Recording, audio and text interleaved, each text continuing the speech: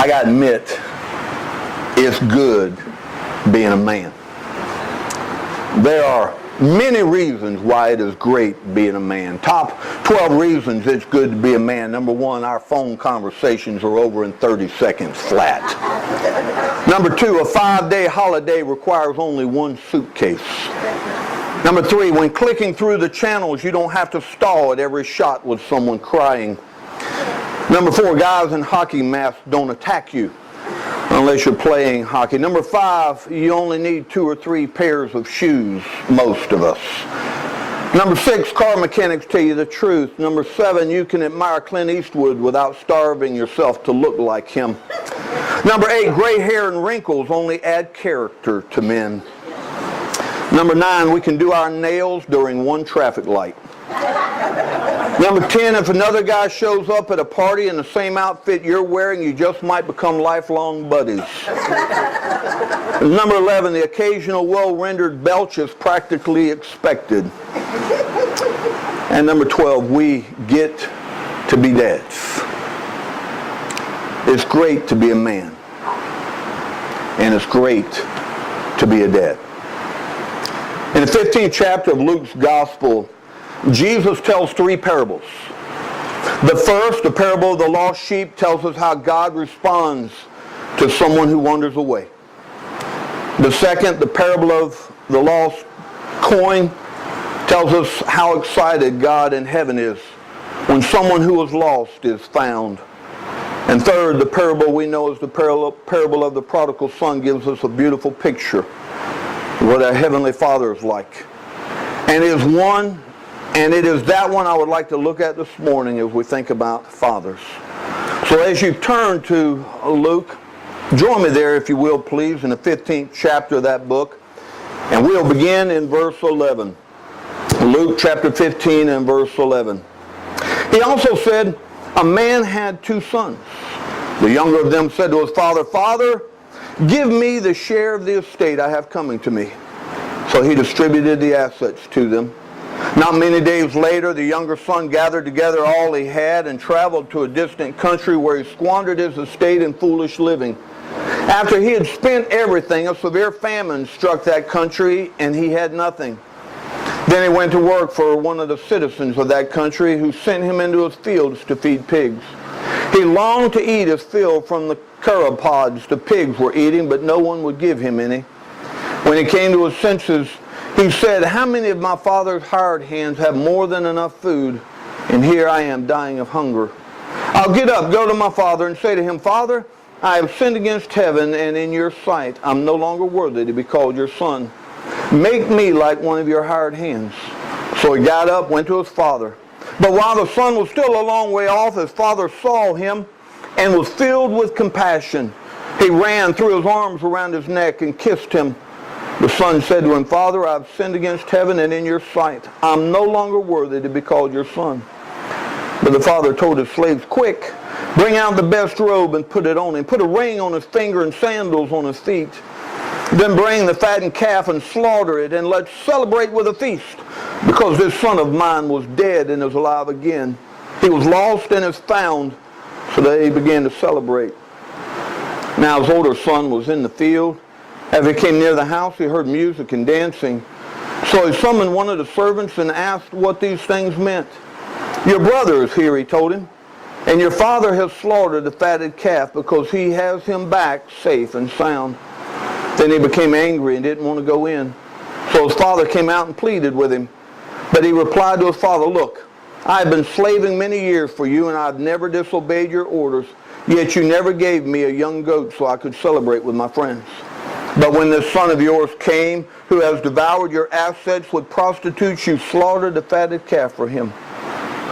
Son, he said to him, you are always with me, and everything I have is yours. But we had to celebrate and rejoice because this brother of yours was dead and is alive again. He was lost and is found.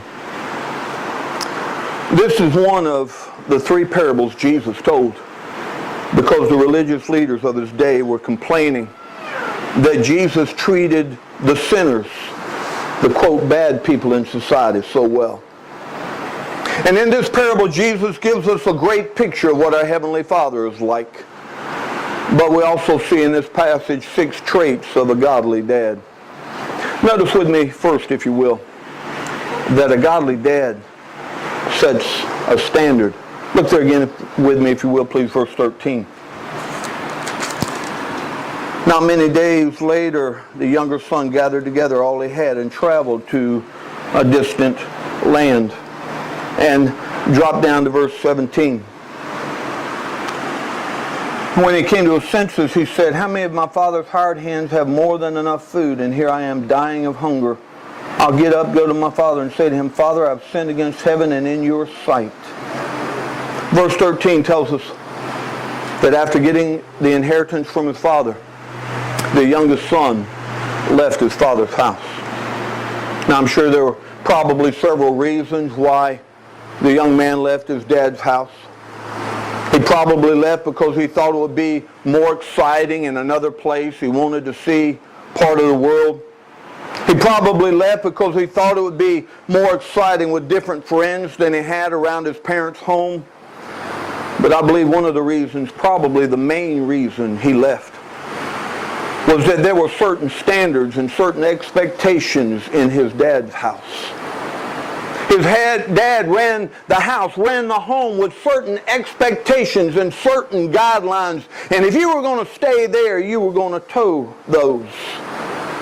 Later in verses 17 and 18, we read that the young boy came to his senses. He came and told his dad that he had sinned against the dad and against heaven. Now, how in the world did he come to his senses? How did he realize that he had sinned against heaven and his dad? He did so because his dad had set a certain standard, a certain climate in the home when he was growing up. In Psalm 127, verse 1, we read, "Except the Lord builds a house, its builders labor over it in vain. Unless the Lord watches over a city, the watchman stays alert in vain." The dad knew that unless the Lord was the head of their house, and unless the house was built upon a relationship with the Lord, his house, his home, his family would not be all that he wanted it to be. His dad had set a certain climate and a certain expectation in the house. The dad knew that unless the Lord was the head of his house, that all of his work would amount to nothing. So the dad made sure that his was a godly home. In his home, there were certain standards. You see, dads, God has given you a responsibility to be the head of your house and to be the godly leader in your home, to build that house and to build that home in a godly way. But how do you do that? How do you make your home a godly home and instill that value in your children? Number one, you do that by teaching your children about God. Save your places and turn with me, please, to Deuteronomy chapter 11. Deuteronomy chapter 11 and verse 18.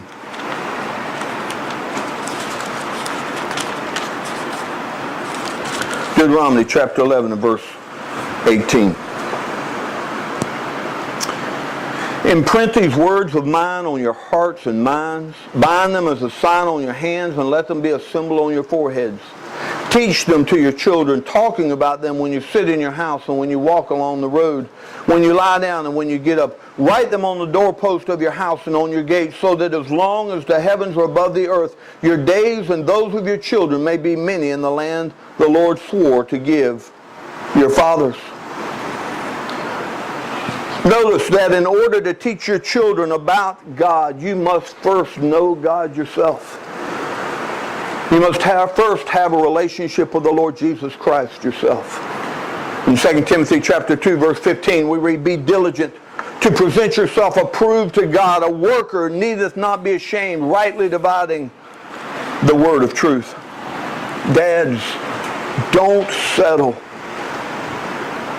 for letting your preacher know about God. And don't settle for letting your children's children's church teacher or Sunday school teachers know about God. and don't settle for letting their mom learn about the Bible. Dads, be sure you know the Bible yourself. But also take the time to teach your children about God yourself. Point out to them the things that you learn from the Bible. And never miss an opportunity to teach them about God during the day. To point out to them about how God is blessing. About how God is directing. About how God has provided. About how He has answered your prayers. Do not miss those opportunities. Make sure that your children are able to see in your life that this thing about a relationship with God is real and life-changing and makes a difference and is a priority to you.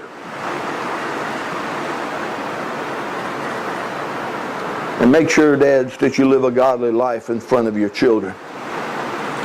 Forget that devilish foolishness about do as I say, not as I do. Live a godly life in front of your children. Live in front of them what you want them to be and what you want them to become. Today, I see somebody on the side of the road needing help. We'll stop, as long as they're not standing there with a cell phone in their hand. We'll stop and we'll help. Why? Because that's what I saw my dad do. That's what he taught us to do. We learned to do because Daddy did it. Dads, teach your children by example. If you want them to be a man of God, then you be a man of God. If you want them to have a great home, then work to build you a great home. And teach them to respect their moms. To teach them with honor and dignity as a co-laborer in Christ. Helpmeet, a gift that God has given you to build a home.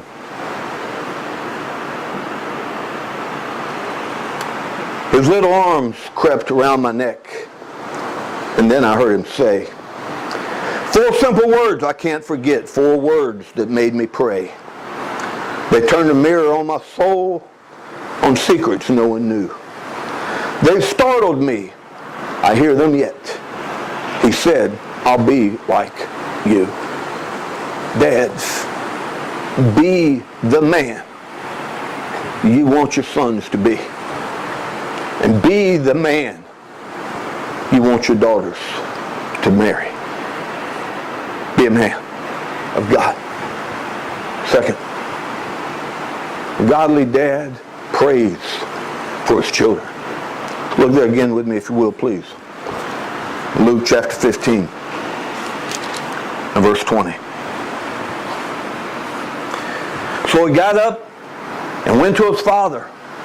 But while the son was still a long way off, his father saw him and was filled with compassion.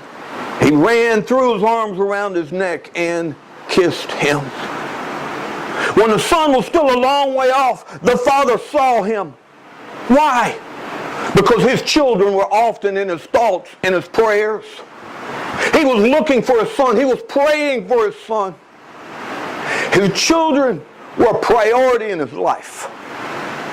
And regularly, he lifted his son's name before the throne of God, asking God to protect him and deliver him and work in his heart. Because he knew that God could do in his son's heart things that he could not do. That he could do things in his son's life that he could not do. Regularly, he's praying for his son. God protect him. Because there's so much junk out there trying to lead him astray. God teach him. Let him see what is of value, what is important, and what will last through eternity. Don't let him be distracted by the frivolous and the flashy. Lord, let him find a good wife, a good spouse, a good helpmeet. Praying for his children. Looking for them. Because they were in his heart and his mind. A godly dad prays for his children. godly dad makes time for his children. Look there again, if you will, please. Verse 20. So he got up and went to his father. But while the son was still a long way off, his dad saw him, his father saw him, and was filled with compassion. This dad had many things to do. He had responsibilities. He had servants that he had to oversee. He had a farm that he had to manage. He had a business that he had to run. He had a whole bunch of things that he needed to take care of. He had a whole bunch of responsibilities. And down at the gate to the city, there were a bunch of men just his age waiting for him to come down and join them in a cup of coffee and talk about the issues and the events of the day. He had many things pulling at him. And yet he had time for his children. He was looking for him, praying that that his son would someday come home. With all of those responsibilities and all of those things tugging at him, where was he? He was looking at his son. You see, there's an old tree there behind us. That thing's rotted, liable to fall down any day. Somebody might get hurt. My mom was visiting here about 6 months ago, and I think it was maybe Thanksgiving when she was visiting. We were looking at the place. See, I grew up here. And we looked at that tree. I said, yeah, I know I need to cut it down. But I can't do it yet. You see, between that tree and that tree, we used to keep a volleyball net stretched down all of my high school and college years. I always had a volleyball net there. Now, often when my parents would come home after work, we'd meet on the volleyball court. And my dad was a little shorter than us and getting a little older. That's where we developed the term jungle ball. As long as there was no blood, there was no foul. Anything was legal. My dad, now picture this, he'd be in shorts and cowboy boots and his cowboy hat. That's how we played. And my brothers and I and our friends, being a bit taller than my dad, we would sometimes spike a ball off his gourd across the net. And my dad, in retaliation, would sweep that cowboy boot underneath the net, trying to pull our legs out from underneath us. Many memories around that volleyball net. And Mama, growing up, kept an immaculate house. But as we got older, it became more and more of a mess. A little.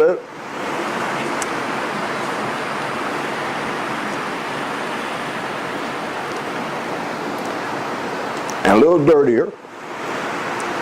Because Daddy would always tell her, Linda, come play with the boys. They won't be here forever.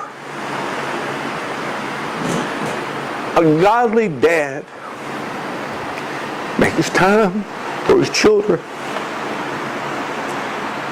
because they are one lasting legacy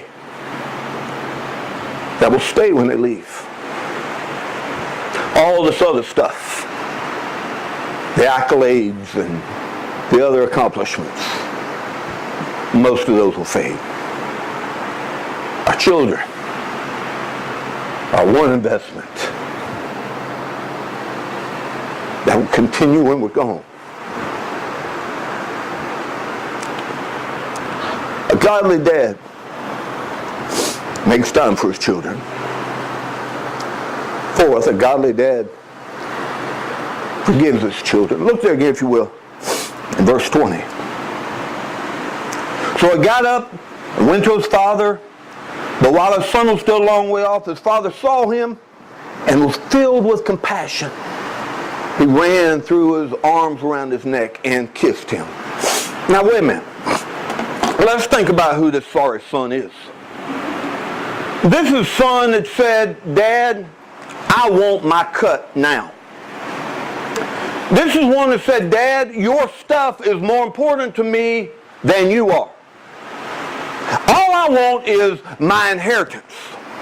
The stuff that you've spent a lifetime building, I want my cut, my share now. So I can go eat, drink, and be merry. So I can go have a good time with my friends. And his dad gave it to him. And he went and he squandered every bit of it. In a lifestyle and in things his dad definitely did not approve of. And now, after all of this time, after he has squandered half of what his dad spent a lifetime building, starving, he comes to his dad with his hat in his hand. And what did his dad do? Slam the door in his face, say, I told you? No. Dad went and wrapped his arms around his son. He cried on the son's neck. He forgave that wayward child. Man, burns me up. The number of families that I see split. They never are reconciled because one or another will not forgive. My great uncle had one son. If I remember correctly, I don't even remember seeing him at my great uncle's funeral because they had split years before.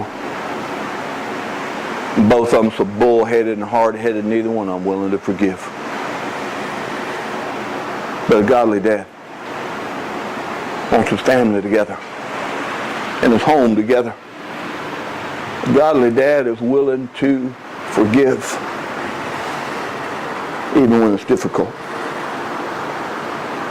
A godly dad forgives his children. Fifth, a godly dad blesses his children. Look there again, if you will, please, in verse 20. So he got up and he went to his father, but while the son was still a long way off, his father saw him and was filled with compassion. He ran, threw his arms around his neck and kissed him. The son said to him, Father, I've sinned against heaven and in your sight. I'm no longer worthy to be called your son. But the father told his slaves, quick, bring out the best robe and put it on him. Put a ring on his finger and sandals on his feet. Then bring the fatted calf and slaughter it, and let's celebrate with a feast. Because this son of mine was dead and is alive again. He was lost and is found. So they began to celebrate. The dad wrapped his arms around his son. He blessed him. He hugged him and he kissed him and he welcomed him home. A godly dad blesses his children. Now what does that mean and how do you do that? Save your places and turn with me please to Genesis chapter 27. Genesis chapter 27. Verse 26.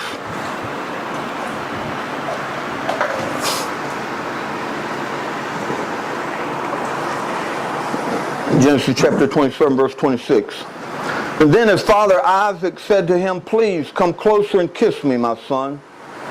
So he came closer and kissed him. When Isaac smelled his clothes, he blessed him and said, ah, the smell of my son is like the smell of a field that the Lord has blessed. May God give to you from the dew of the sky and from the richness of the land an abundance of grain and new wine. May people serve you and nations bow down to you. Be master over your brothers. May your mother's sons bow down to you. Those who curse you will be cursed, and those who bless you will be blessed. The dad blessed his son. Did you notice how he did it? First he blessed him through touching him. He kissed him. And he hugged him. Dads, your kids need you to hug them. Now when they get to be teenagers, they'll fight it and they'll not want to or act like they don't want to. The kids need you to touch them, to hug them, to squeeze them, to wrestle with them. And sadly, studies have shown that when daughters don't get attention from their dads, often they'll look for it elsewhere. Wrestle with your kids. Hug them. Let them know through touch and through feel that they are important to you. He also blessed his child, his son, by talking to him. through speech. Dad, your children need to talk to you. They need to know that they have your attention. You need to talk to them more than when you're getting on to them or when you're giving them an assignment to do. They need to talk to you and let you know what their likes and what their dislikes are. Let you know what their personalities are. They need to know that they're important enough to you that you're willing to spend time with them and that you're willing to listen to them with the TV off. And while we're on the subject, your wife does too. Needs to know that she's important enough to you, that you want to talk to her. Third, you bless them through valuing them. Genesis 27 verse 29. May people serve you and nations bow down to you. Be master over your brothers. May your mother's sons bow down to you. Those who curse you will be cursed, and those who bless you will be blessed. Let your children know how special they are. Show them that they are of great worth. Let them see the possibilities. Paint a great future for them. Let them see what can be. The prodigal son's dad butchered a fatted calf because his son came home. Now those calves were set aside for special occasions, for special people, when honored guests were arriving. They were of great value and great expense. They weren't pastured livestock. They were grain-fed animals held in a pen. And when the prodigal son came home, Daddy said, go and kill that prized livestock because my boy is home. He said, son, you are valuable to me. You're important to me. Show your children that they are special and that they are valuable. And if you fail at that, sadly, many will feel that they're not valuable or important to God either. All children are different. All people are different. We have different abilities and different accomplishments. Some are good at school. Some are great at mechanical abilities. Some are great artists. Find what your child is good at. Tell them how good they are. And paint for them a great future, what they can accomplish if they pursue the things that they are gifted in and interested in to the best of their ability. Let them know how valuable they are. And sixth, a godly dad accepts his children. Look there again, if you will. Luke chapter 15, verse 31.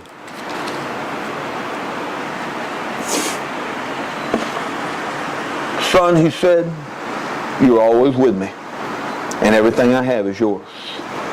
But we had to celebrate and rejoice, because this brother of yours was dead and is alive again. He was lost and is found. Daddy had two completely different children. Other than the fact that they were both boys, they didn't have a whole bunch in common. One stayed home and was faithful. He stayed on the farm. He did what Daddy wanted. The other went and squandered half of his dad's livelihood. Went out and played in the world. Two completely different ones. But Daddy loved them both. And let them know that both of them were valuable and both of them were important to him. We have a friend in Memphis. Doesn't much care for Christmas or holidays. Doesn't much care to get together with his family. His parents were successful. Siblings, very successful. When they get together, what they want to talk about is trips they've taken, things that they've done, and the gifts that they give him. He's told them, there's only one thing I want, gift cards for restaurants. And that's not what he gives. He's He's kind of the black sheep. And so a family get-togethers, he doesn't feel welcome, appreciated, or wanted. All of our children are different. And you have a responsibility to teach them and to love them and to show them how valuable they are, not only in your eyes, but in the eyes of God. And dads, no one can do that for you.